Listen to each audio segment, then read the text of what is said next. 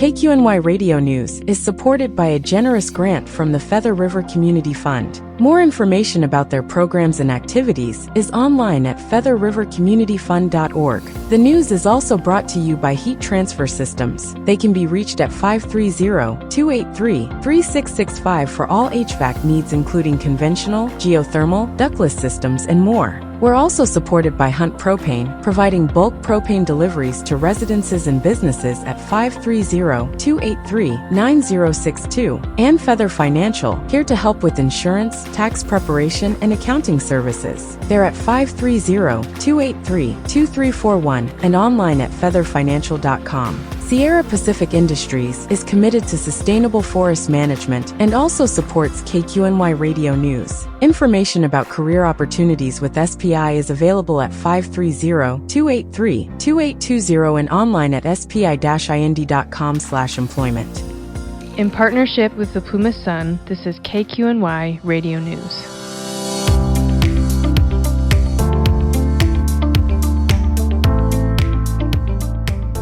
Thanks for joining us. I'm Dave Lowe-Schiavo. Plumas Unified School District confronts a $3 million budget shortfall. And I'm Tommy Miles. Feather River College receives an A+ grade on the tobacco-free report card from the California Health Collaborative. Stay tuned for those stories and more on this edition of KQNY Radio News.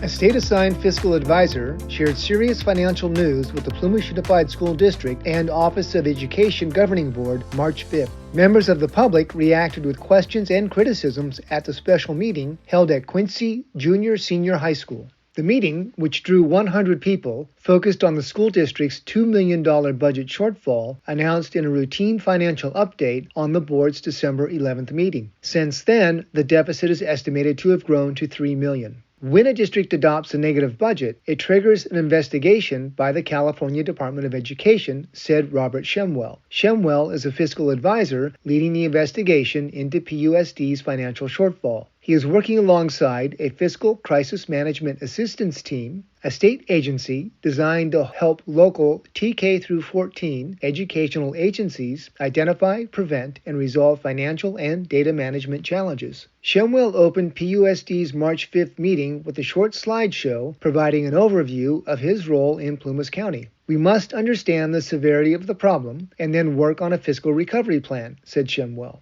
We're finding out how large the fiscal issue is and then creating a transition plan for support for a long time. School districts throughout the state have had this happen before. It happens. He called the board's effort to reduce staff and expenditures a good step forward. The fiscal crisis team is currently looking back at multiple years of financials and expects to know more in a week or so. It is doing a deeper dive into the fiscal financial situation and looking at systems and practices, said Shemwell. The aim is to develop a positive budget and recovery plan for review and approval by the board before the next budget is due in July. That package may include an emergency loan from the state.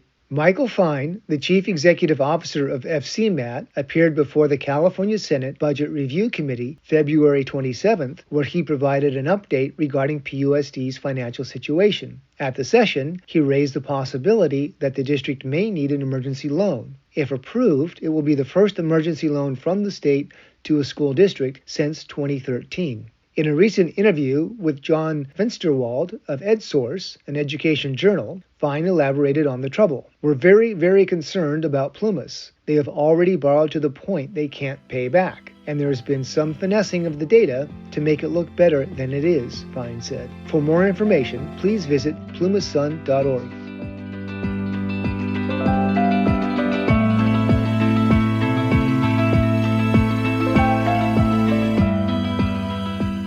The California Health Collaborative in Chico reports that Feather River College is at the head of the pack on tobacco and nicotine policies, receiving an A grade on the California Youth Advocacy Network Tobacco-Free Policy Report Card. Quote, today people focus a lot on diet, exercise, health, and overall well-being. They don't talk much about another important health issue, tobacco and nicotine use, says Chrissy Adams of the California Health Collaborative. Commercial tobacco use causes about 480,000 deaths in the United States each year and is the leading cause of preventable deaths, she said. Each year, the California Youth Advocacy Network creates the Tobacco-Free Policy Report Card, showing how colleges and universities are doing to protect campus staff, students, and visitors from the dangers of tobacco, said Adams. The report focuses on institutions' rules against tobacco and nicotine use on campus. Quote, "The goal is to help colleges make rules that reduce commercial tobacco use to promote better health," said Adams.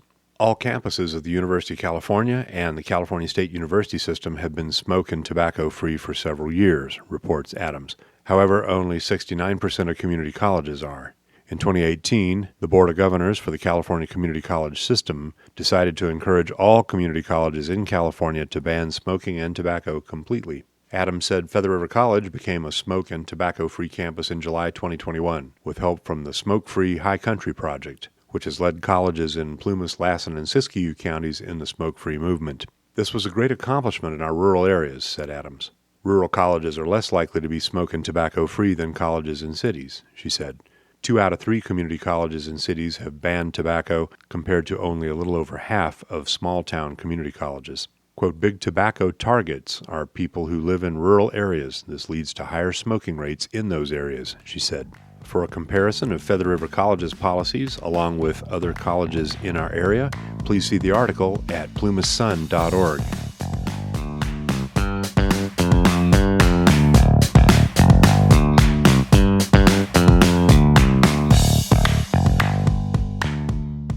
Plumas County announced it has applied for a ground operations grant this year. The county is seeking comments to the California State Parks Off-Highway Motor Vehicle Recreation Group to receive the grant and continue providing safe, publicly available trails, say organizers. This grant is in partnership with Plumas National Forest and Sierra Buttes Trail Stewardship. Organizers say the project will provide trail maintenance on 100 miles of motorized trails in the Plumas National Forest, including logging out downed trees, cutting brush and improving sightlines, fixing tread and improving turns, and building and maintaining Armored Creek crossings. This includes trails that were burned over in the Dixie Fire that require extra attention to remove hazardous trees and cut back on rapid brush growth. Commenting instructions are available at plumasun.org. Organizers report that comments can be brief or detailed. Comments will be accepted until May 6th. And that's it for this edition of KQNY Radio News. Thanks for joining us. We'll see you again soon. This program is a production of KQNY Community Affairs Programming, and it's powered by the Plumas Sun, a group of Plumas County journalists and organizers committed to providing high-quality, objective coverage of local news. The Plumas Sun and KQNY both depend on community support, so please consider helping us out by going to KQNY919.org and plumasun.org and making a donation. Thank you for helping to keep local news on the web and on the air.